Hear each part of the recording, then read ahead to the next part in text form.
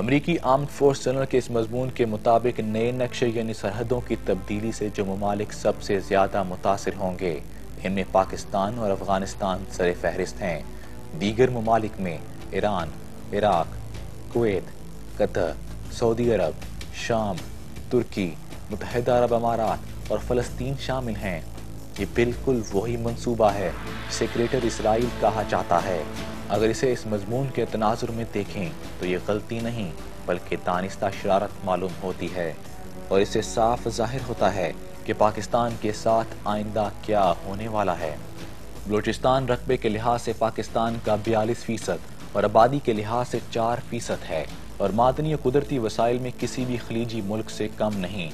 قیام پاکستان سے لے کر اب تک ہمارے حکمرانوں نے بلوچستان کے عوام اور صوبے کی حالت زار پر کوئی توجہ نہیں دی، جس کی وجہ سے ہم اپنے معدنی وسائل سے پوری طرح استفادہ نہ کر سکے۔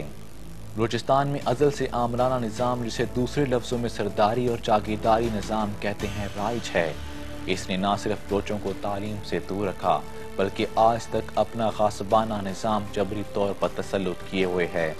اگر بلوچستان کے اندرونی مسائل کا بغور جائزہ لیا جائے تو اس میں بلوچستان کی صوبائی حکومت، پاکستان کی وفاقی حکومت اور سابقہ سیاستدان اور فوجی افسران سب شامل ہیں جنہوں نے اس وقت بلوچستان کی قدر نہیں کی، لیکن اب جبکہ غیر ملکی استعماری قوتیں اس پر جھپٹ پڑی ہیں تو ان کو اس کی قدر معلوم ہونا شروع ہوئی۔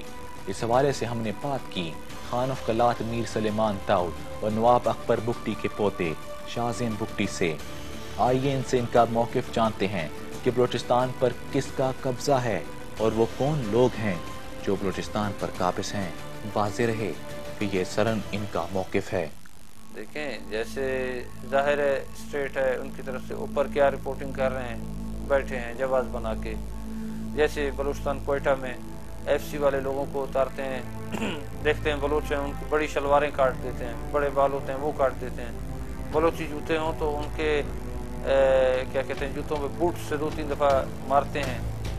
تو مطلب یہ زیادتی ہے۔ ظاہر ہے ان کے حال کیا کہتے ہیں جنرلز ہیں، اسٹیبلشمنٹ ساری ہے۔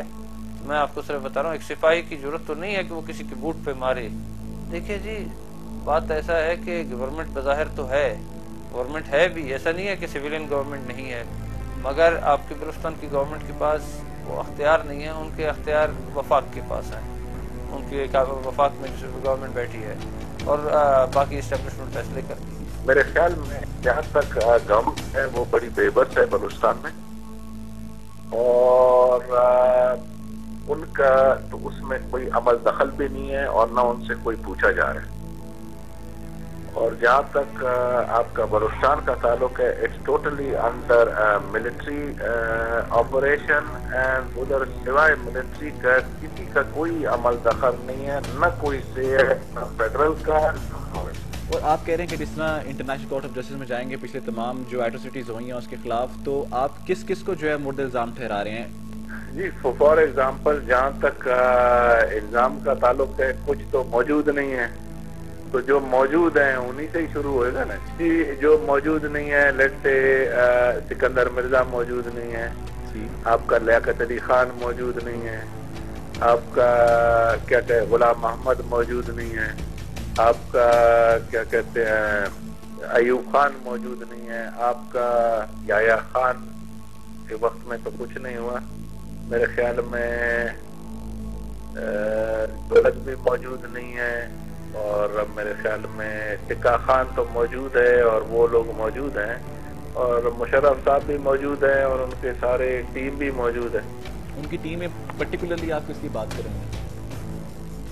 یہ تقریباً ٹیم جو ہوتا ہے اس میں سب ہوتے ہیں نا جی، اس میں ان کے انٹیریئر منسٹر، ان کے گورنر، ان کے وزراء جو ڈیفینس کے ہیں، یا آپ ان کے کور کمانڈر، آئی جی ایف سی، آئی جی پولیس، چیف سیکرٹری، یہ سارا اس کے وہ ٹیم میں آتا ہے نا۔ 11 اگست کو بلوچستان میں 14 اگست کے برخلاف یوم آزادی منایا جاتا ہے۔ اس دن خان آف قلات نے برطانیہ میں پریس کانفرنس کے دوران council of foreign independent Balochistan کا اعلان کیا۔ اس اعلان کے مطابق کونسل میں ایران اور پاکستان کی بلوچ علیحدگی پسند قوتوں کو نمائندگی حاصل ہوگی۔ اس کا حیثیت یہ ہے کہ انشاءاللہ یہی کاؤنسل جا کے آگے جو ہے government of Balochistan in exile بنے گی، اور اس میں جو ہے سارے جتنے بھی ممالک ہیں انٹرنیشنل دنیا، اس میں ہر ممالک کا جو ہے یہ دروازہ کھٹکائیں گے اور ان سے سپورٹ لینے کا کوشش کریں گے، اور بلوچستان کی جو یہ آزادی کا سلسلہ ہے جو اس کو جو ہے آگے بڑھائیں گے، اور جتنے بھی ادھر ظلم ہوئے ہیں یہ پچھلے 63 سالوں سے، ان کے جو بھی حکمران رہے ہیں جو آج زندہ ہیں ان کے اوپر بھی کوشش یہ کریں گے کہ کیا کہتے ہیں انٹرنیشنل کورٹ میں جو ہے وار کرائمز اور اس قسم کے جو ہے کیسز بھی اوپر لائے جائیں۔ ابھی سو فار آپ کو کس حد تک جو ہے اس میں کامیابی حاصل ہوئی ہے؟ انشاءاللہ جہاں تک کامیابی ہمیں جو ہے انشاءاللہ 80-85% ہمیں اس میں کامیابی ہوئی، اور اس کو ہم آگے لے جا رہے ہیں، چاہے ضروری نہیں کہ کوئی یعنی ساتھ ہو یا نہیں ہو، اس کو بلوچ ایجوکیٹڈ لوگ جو ہے ان کو ووٹ سے آگے۔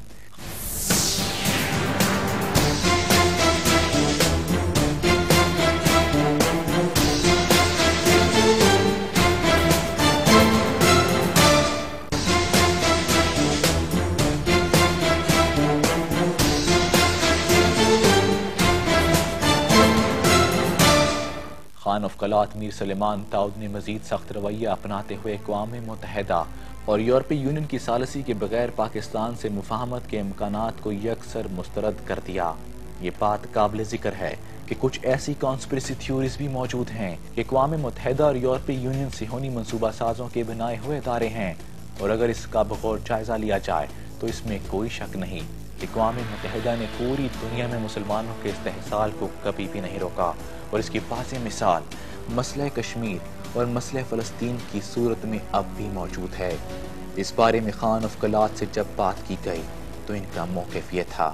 آپ کہتے ہیں یونائٹڈ نیشن یا یو ایس یا لیٹس سے EU، تو ہمارا تو کوشش ہے کہ ہم اس کو آگے لے جائیں، چاہے انہوں نے کوئی مدد کی ہو یا نہیں کی ہو وہ الگ بات ہے، مگر انشاءاللہ ہمیں یہ امید ہے کہ ہمارے حساب میں جو ہے اس میں وہ مدد ملے گی ہمیں۔ آپ کو کس طرح لگتا ہے؟ ہمیں یہ لگتا ہے کہ آہستہ آہستہ مگر مدد ملے گی ہمیں، ابھی تک اور انہوں مل یا تھوڑا بہت اشارے ہوئے ہیں یا جو کچھ بھی ہے۔ فور ایگزامپل کس قسم کا اشارہ آپ جو ہے اس کو مثبت سمجھتے ہیں؟ یعنی ہمیں یہ وہ ہوا ہے کہ آپ جو ہے اپنا جو ہے یہ جتنے بھی آپ پہ اٹراسٹیز ہوئے ہیں ان کا ثبوت لائیں، اور ہم آپ کو ہیلپ کریں گے اس مسئلے میں۔ بلوچستان کے مسائل کی بات نواب اکبر بگٹی کی ہلاکت کی تفصیلات اور اس کے بعد پیدا ہونے والی صورتحال جانے بغیر ادھوری ہے۔ یاد رہے کہ ان کی ہلاکت کے بعد پہلے سے موجود آزاد بلوچستان کے نظریے اور نقشوں کے منظریام پر آنے میں تیزی آ گئی۔ کیا یہ سازش تھی؟ اس کے بارے میں دو نظریے ہیں۔ ایک یہ کہ نواب اکبر بگٹی نے اپنے آپ کو غار میں آرمی کے 5 آفیسرز کے ساتھ بم سے اڑا لیا۔ دوسرا نظریہ یہ ہے کہ یہ مشرف کی ذاتی ایما پر ہوا۔ ہسٹوریکل فیکٹ ہے یہ بات کہ نواب اکبر بگٹی نے اپنے ہی قبیلے کے کلپر، مسوری اور رہیجہ کم از کم 70,000 کے قریب بلوچوں کو مار مار کے نکالا ہوا تھا، جو بلوچستان جو کہ ڈیرہ غازی خان اور ملتان کے علاقوں میں 12-15 سال سے دربدر ہو رہے تھے۔ ان کے بچے لٹرلی گھاس کھانے پہ مجبور تھے کہ ان لوگوں نے اپنا انفلوئنس استعمال کر کے حکومت سے کہا تھا کہ ان لوگوں کو وظیفے بھی نہیں دینے، ان کو پیسے بھی نہیں دینے، کیونکہ یہ وہ کلپر، رہیجہ اور مسوری بگٹی تھے۔ کیا یہ بلوچ نہیں ہے؟ کیا یہ پاکستان سے پیار کرنے